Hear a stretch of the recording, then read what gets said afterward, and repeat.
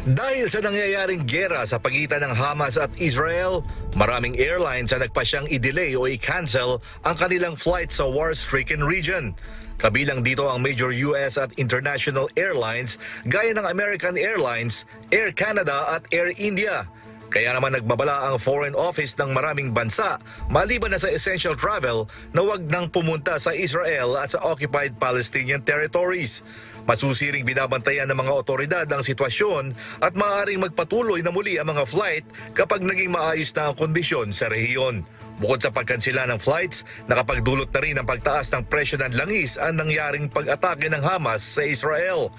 Tumaas ng 4% ang presyo ng langis, dala ng mga pangambang mahadlangan ng produksyon ng langis sa Middle East. Hawak ng Middle Eastern region ang halos ikatlong bahagi ng supply ng langis.